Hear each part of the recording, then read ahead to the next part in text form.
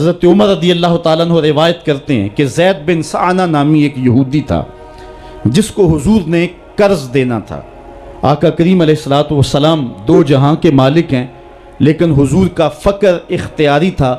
آقا کریم علیہ السلام کے گھر میں بسا اوقات کتنے کتنے دن چولہا نہیں جلا کرتا تھا۔ حضور ادھار لے کر کے لوگوں کی مصیبتوں کو بھی دور کرتے، اور گھر کا چولہا بھی بعض اوقات ادھار لے کے گرم کرنا پڑتا۔ اعلیٰ حضرت فرماتے ہیں مال کے کونین ہیں گو پاس کچھ رکھتے نہیں، دو جہاں کی نعمتیں ہیں ان کے خالی ہاتھ میں۔ تو کہتے ہیں کہ ایک دن حضور علیہ السلام کی خدمت میں ایک شخص حاضر ہوا جس کا نام زید بن سعانہ ہے اور یہودی ہے، اور اس نے حضور علیہ السلام سے قرض کا تقاضا کیا، لیکن تقاضا اتنے سخت انداز سے کیا کہ اس نے حضور علیہ السلام کی قمیص کو پکڑ کے کھینچا بھی۔ تو حضرت عمر رضی اللہ تعالیٰ عنہ نے جب دیکھا تو بڑے گھور کے اس کی جانب دیکھا اور اس کو پیچھے ہٹاتے ہوئے کہا کہ تجھے شرم نہیں آ رہی کہ اللہ کے رسول کے ساتھ کیسے سلوک کر رہا ہے اور میں تیرے سامنے موجود ہوں؟ تو حضرت نبی رحمت صلی اللہ علیہ وسلم نے حضرت عمر کو کہا عمر مجھے تجھ سے اس بات کی توقع نہیں تھی۔ ذرا غور کیجئے حضور علیہ السلام کی اس سیرت کے انداز کو۔ ایک شخص آ رہا ہے اور حضور سے سختی کر رہا ہے، ابھی حضور کو قرض لٹانے کی جو تاریخ ہے اس میں بھی 4 دن باقی رہتے ہیں اور وہ ناجائز سختی کر رہا ہے۔ حضرت عمر رضی اللہ تعالیٰ عنہ نے جب اس کو گھورا اور سختی کی تو حضور علیہ السلام نے فرمایا عمر مجھے تیرے سے اس بات کی توقع نہیں تھی، تمہارا کام تو یہ تھا کہ مجھے حسن ادا کی تلقین کرتے کہ اچھے انداز سے قرض واپس کرو، اور اس کو جو ہے وہ نرمی کی تلقین کرتے، اور پھر آقا کریم علیہ السلام نے فرمایا اس کا قرض ادا کر دو، اور اے عمر جو تم نے اس کو گھورا ہے اس کے بدلے میں 20 وسق زیادہ کھجوریں بھی تم اس کو دو گے۔ تو زید بن سعانہ نے جب حضور علیہ السلام کی اس سیرت اور اس کردار کو دیکھا، اور حضرت عمر رضی اللہ تعالیٰ عنہ 20 وسق اس کو کھجوریں دے رہے تھے، تو اس نے حضرت عمر کو بتایا کہ میں یہودی ہوں اور میں نے تورات کے اندر نبی آخر الزماں کی شان اور عظمتوں کے بیان کو پڑھا ہے، یہ بات ابھی رہ گئی تھی، باقی ساری نشانیاں میں نے حضور میں دیکھ لی تھی، اب یہ نشانی رہ گئی تھی، آج میں نے یہ بھی دیکھ لی، اور پھر وہ حضور کی خدمت میں حاضر ہو کر اسلام کے دائرے میں داخل ہو کر حضور کا عبدی غلام بن۔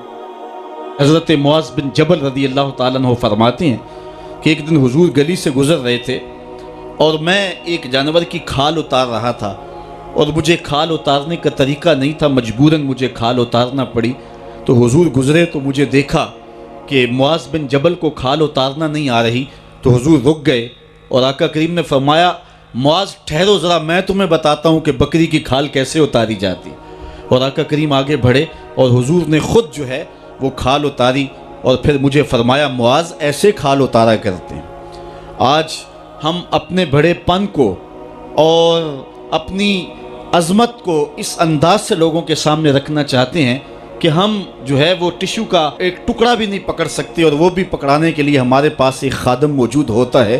لیکن آقا کریم علیہ السلام کی زندگی اور حضور علیہ السلام کی سیرت کی سادگی کا حسن اور جمال یہ ہے کہ حضور اپنے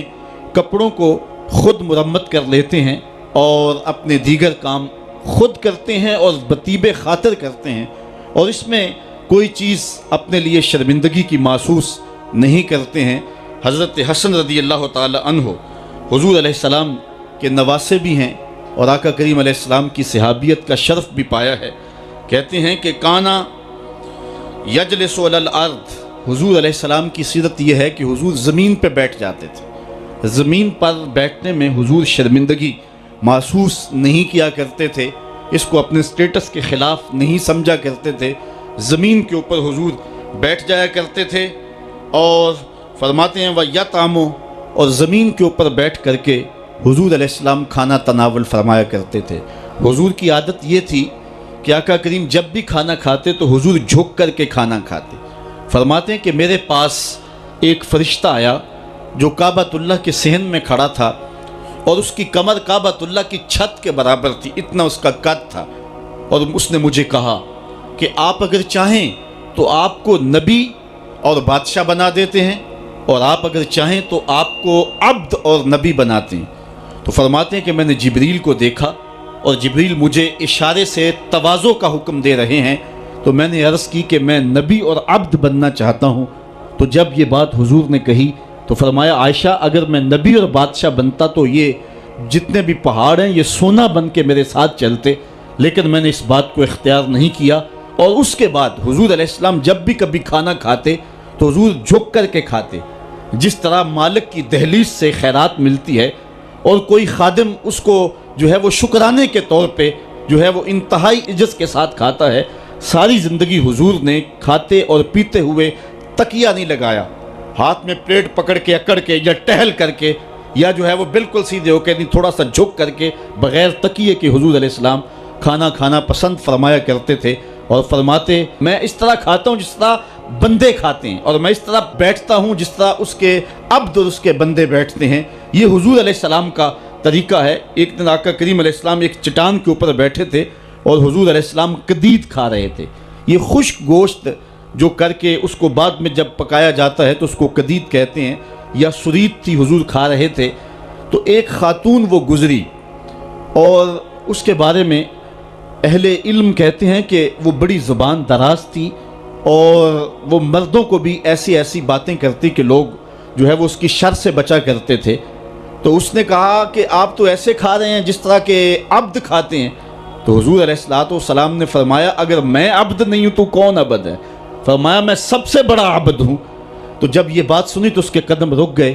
اور اس نے حضور علیہ السلام کی خدمت میں عرض کی کہ حضور آپ پھر اکیلے ہی کھا رہے ہیں، مجھے بھی کھلائیں۔ تو حضور نے ایک لقمہ اٹھایا، فرمایا لو تم بھی کھا لو۔ تو اس نے کہا یہ نہیں، بلکہ جو آپ کے منہ میں ہے میں وہ کھانا چاہتی ہوں۔ تو حضور علیہ السلام نے اپنے منہ کا نوالا نکال کر کے اس کے منہ میں ڈال دیا۔ تو کہتے ہیں کہ اس کے بعد کبھی بھی اس کی زبان پر کبھی فحش بات آئی نہیں تھی۔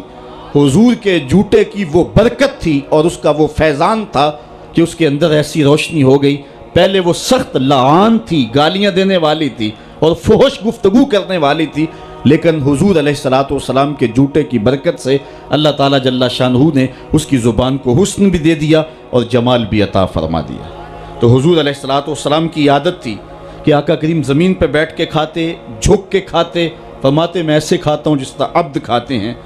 وَيَلْبَسُ الْغَلِيظ، اور آقا کریم علیہ السلام موٹے کپڑے پہنتے تھے،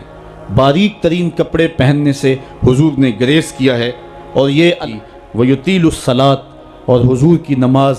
لمبی ہوا کرتی تھی۔ وَيُكَسِّرُ الْخُطْبَةَ، اور خطبہ حضور مختصر فرمایا کرتے تھے۔ وَلَا يَانِفُ أَن يَمْشِيَ مَعَ الْأَرْمَلَةِ وَالْمِسْكِينِ فَيَقْضِي لَهُ الْحَاجَةَ، اور حضور علیہ السلام اس بات میں کوئی شرمندگی محسوس نہیں کیا کرتے تھے کسی مسکین، کسی لاچار، کسی بیوہ، کسی یتیم اور کسی مسکین کے ساتھ چلیں اور اس کے کام آئیں اور مصیبت میں اس کا دکھ بانٹ دیں اور اس کی حاجت کو حضور پورا فرما دیں۔ یہ حضور علیہ السلام کی سیرت کے وہ روشن پہلو ہیں کہ آقا کریم علیہ السلام کی سیرت زمانے کے سامنے ایسا نور بانٹتی ہے، ایسے اجالے پھیلاتی ہے۔ ایک شخص نے حضور علیہ السلام سے وعدہ کیا کہ آپ یہاں رکیں اور میں ابھی آتا ہوں، تو آقا کریم علیہ السلام اس کے انتظار میں وہاں رکے۔ 3 دن گزر گئے اور وہ نہ آیا، چونکہ حضور وعدہ کر چکے تھے کہ میں تیرے آنے تک یہاں رہوں گا۔ تیسرے دن اس کو جا کے یاد آیا تو وہ واپس پلٹا، تو آقا کریم نے جواب میں صرف اتنی بات کہی، آپ نے فرمایا یا فتیٰ قد شککت علیہ، اے نوجوان تو نے تو مجھ کو مشقت میں ڈال دیا۔